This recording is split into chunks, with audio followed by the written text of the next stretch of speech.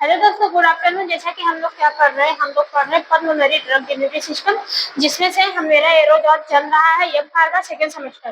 क्या पढ़ रहे हैं? एम फार्मा सेकेंड सेमेस्टर की एक टॉपिक है। M pharma M pharm M pharm second semester के एक टॉपिक है। कौन सा? Molecular molecular pharmaceutical pharmaceutical nano technology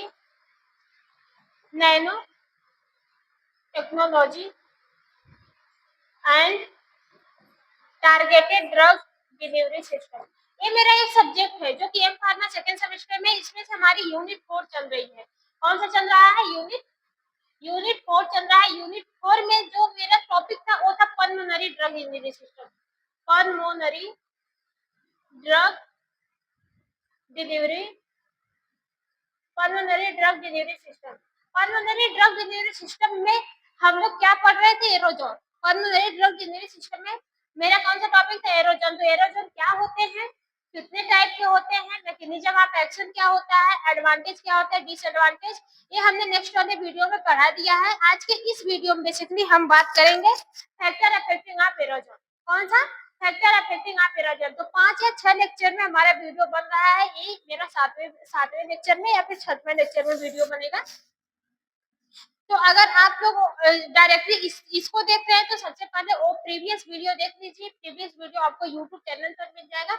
अगर वहां पे भी नहीं रहेगा तो टेलीग्राम चैनल पे जाइए, सर्च करिए आर्या फार्मेसी, वहां से आप हमारे चैनल को ज्वाइन कर लीजिए। ज्वाइन करने के बाद वहां से आपको सारे प्रीवियस वीडियो नोट्स वगैरह सब मिल जाएंगे। ठीक है, आई होप आपको समझ में आया होगा। तो आज के इस वीडियो में हम लोग बेसिकली बात करेंगे फैक्टर अफेक्टिंग एरोजोन डिपोजिशन। देखो, एरोजोन क्या होते हैं, हमने नेक्स्ट वाले वीडियो बहुत ही अच्छे से बताया है। एरोजोन एक टाइप के इंस्ट्रूमेंट होते हैं, ऐसी डिवाइस होती है जो लिक्विड और हमारे जो सॉलिड पार्टिकल्स होते हैं उसको गैस फॉर्म में कन्वर्ट करने में मदद करती है। ठीक है, तो इसके बहुत सारे फैक्टर्स होते हैं जो इसके प्रॉपर्टीज को या फिर ड्रग डिपोजिशन प्रोसेस को अफेक्ट करने का काम करते हैं। तो सबसे पहला हमारा कौन सा आता है? Particle size. जैसा हमने आपको बताया था कि लार्ज पार्टिकल साइज हमारे अपर रिस्पिरेटरी ट्रैक में ही डिपोजिट हो जाते हैं, लेकिन जो वेरी स्मॉल पार्टिकल साइज होती है वो क्या होती है? वो माउथ के थ्रू अंदर तो जाती है लेकिन एक्सलेट हो जाती है। मतलब कि माउथ के थ्रू जब आप सांस को छोड़ते हैं तो उस समय वो दवा आपके बाहर निकल जाती है। क्यों? क्योंकि उसका मॉलिक्यूलर वेट बहुत ही हल्का रहता है। बात समझ में आ रहा है कि नहीं आ रहा है? फिर इसके बाद आपका जो मैक्सिमम रहता है वो कितना रहता है? मैक्सिमम साइज जो रहती है वो कितना रहता है? 1.5 माइक्रोमीटर। ठीक है, कितना रहता है? 1.5 माइक्रोमीटर। ये आइडियल प्रॉपर्टीज होती है एक पल्मोनरी ड्रग या फिर एरोजोन ड्रग डिलीवरी सिस्टम का। ठीक है, बात समझ में आई? अगर कोई भी आप एरोजोन बना रहे हैं तो उसमें जो ड्रग का जो पार्टिकल साइज होना चाहिए वो 1.5 माइक्रोमीटर होना चाहिए, तभी ये एनगोलाई के पास जाकर डिपोजिट होगी। एनगोलाइज के पास तभी एक जाकर क्या होगी? डिपोजिट होगी। तभी इसका डिपोजिशन कहाँ पे होगा? एनगोलाई के पास। जब अच्छे से डिपोजिशन होगा तब जाके प्रॉपर तरीके से एक दवा का एब्जॉर्प्शन होगा। जब प्रॉपर तरीके से एब्जॉर्प्शन होगा तभी आपको उसका थेराप्यूटिक इफेक्ट देखने को मिलता है। इसके बाद दूसरा कौन सा फैक्टर है? दूसरा है ब्रीथिंग पैटर्न। कौन सा फैक्टर है? Breathing factor. देखो, अगर आप सांस को बहुत तेजी से दे रहे हैं तो भी दवा बहुत तेजी जाती है, वहां पे दवा एब्जॉर्ब नहीं हो पाती है क्योंकि सांस बहुत तेजी से लेते हैं और बहुत तेजी से छोड़ते हैं। अगर आप सांस को स्लोली लेते हैं और स्लोली छोड़ते हैं तो भी दवा प्रॉपर तरीके से नहीं जा पाती है। तो सांस को क्या करना पड़ता है? धीरे धीरे लेना पड़ता है और उस सांस को थोड़ी देर तक लंग्स में होल्ड करके रखना पड़ता है ताकि दवा का एब्जॉर्प्शन प्रॉपर तरीके से हो जाए। जो एयरवे होती है वो नैरो हो जाती है इन्फ्लेमेशन की वजह से। ठीक है, बात समझ में आई? इन्फ्लेमेशन की वजह से एयरवे लोअर हो जाती है, या फिर अस्थमा या फिर बहुत सारी ऐसी बीमारी होती है जिसमें एयरवे आपकी पतली हो जाती है। एयरवे पतली होने के कारण क्या होता है कि मैक्सिमम अमाउंट में एयर ही नहीं लंग्स तक पहुंच पाएगी तो दवा ही कैसे पहुंचेगी? तो नैरो एयरवे अफेक्ट करती है डायरेक्टली ड्रग के डिपोजिशन प्रोसेस को। ठीक है, इसके बाद क्या है? ह्यूमिडिटी। क्या है? ह्यूमिडिटी। ह्यूमिडिटी जो अफेक्ट करती है पार्टिकल साइज की, किसको अफेक्ट करती है? पार्टिकल साइज की। आई होप आपको समझ में आया होगा। फिर इसके बाद क्या है एडवांटेज आपका पल्मोनरी एरोजन। एरोजन का एडवांटेज क्या है इसको देख लेते हैं। सबसे पहले जो एरोजन होता है rapid onset of action. Halogen क्या होता है? रैपिड वनसेट ऑफ एक्शन देता है। कारण क्योंकि ये मेटाबॉलिज्म प्रोसेस को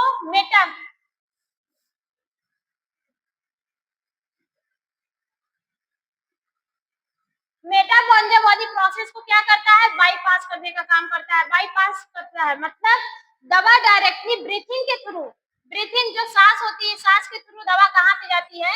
लंग्स में जाती है। लंग्स में सांस के थ्रू दवा जाने के बाद डायरेक्टली क्या होती है? इसका एब्जॉर्प्शन हो जाता है। दवा का क्या हो जाता है? एब्जॉर्प्शन हो जाता है। इसलिए इसका वनसेट ऑफ एक्शन थोड़ा सा फास्ट देखने को मिलता है एज कंपेयर टू ओरल या फिर ओरल डोजेज फॉर्म। ठीक है, इसका एक्शन फास्ट देखने को मिलता है। इसके बाद लो डोज रिक्वायरमेंट। एरोजोन को बनाने के लिए देखो बहुत सारी ऐसी टैबलेट होते हैं, बहुत सारे ऐसे ड्रग होते हैं जिसका डोज क्या होता है? लो होता है, लोअर डोज के होते हैं। तो ऐसे को कोई और फार्मुलेशन जैसे टैबलेट कैप्सूल पिंच बनाने में प्रॉब्लम होती है क्योंकि वहां पे लो डोज रिक्वायरमेंट होता है। तो लोअर डोज वाले से आप क्या करते हैं? आसानी से पल्मोनरी ड्रग डिलीवरी सिस्टम बना सकते हैं। इट मींस कि एरोजोन का प्रिपरेशन कर सकते हैं।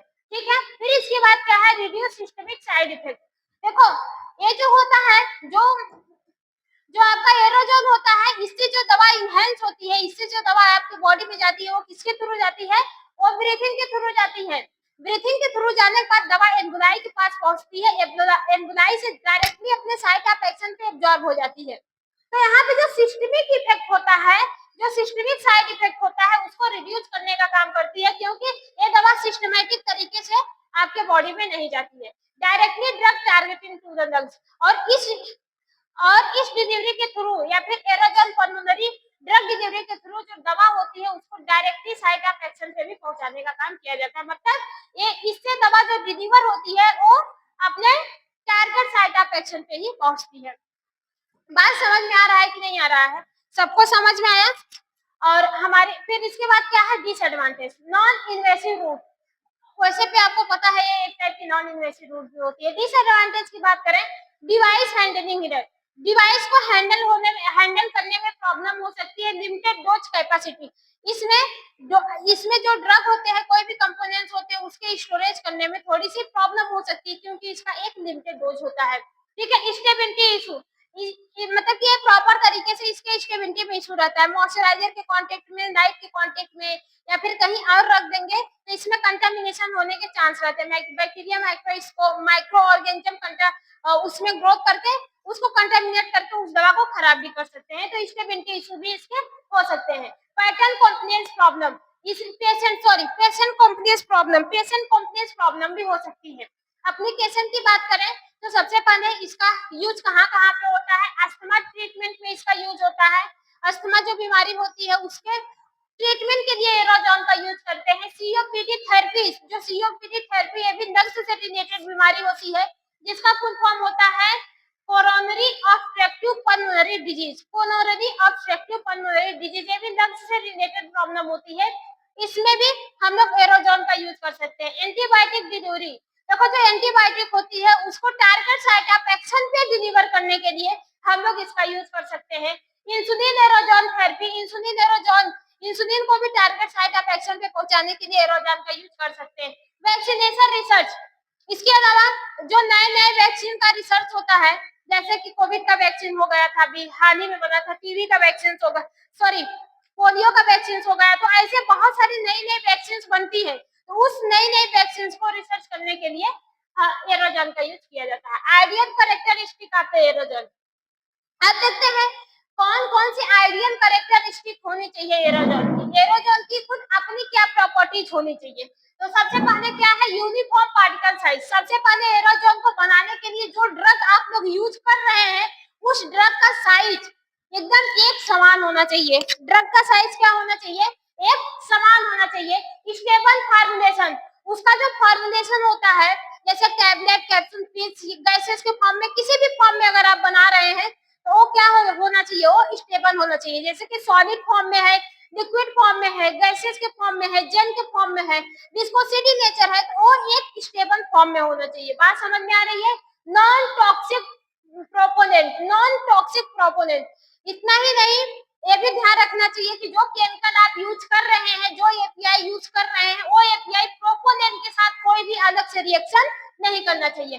एक्यूरेट डोज डिलीवर, इतना और देखना चाहिए कि जो एरोजोन आप बनाए हैं वो एक बार में एक्यूरेट डोज दे रही है कि नहीं दे रही है। ऐसा नहीं है एक बार आप पुश किए, पंप किए तो उसमें 3 mg, 4 mg, 5 mg, मान लीजिए 50 mg डिलीवर हुआ, लेकिन जब दूसरी बार पंप किए तो उसमें 20 mg, 30 mg डिलीवर हुआ। मतलब कि जो डोज डिलीवर हो रहा है वो एक्यूरेट अमाउंट में नहीं हो रहा है। तो अगर ऐसा एरोजोन बनाएंगे तो वहां पे एरोजोन को रिजेक्ट भी कर दिया जा सकता है।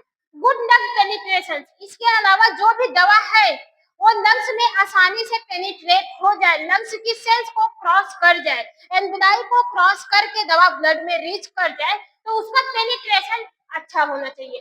ठीक है, तो एरोजोल प्रिपेयरिंग एज इवैल्यूएशन, तो एरोजोल प्रिपेयरिंग एज इवैल्यूएशन इसको हम लोग नेक्स्ट वाले वीडियो में देखेंगे। आज के लिए इतना ही। आई होप आपको समझ में आया होगा।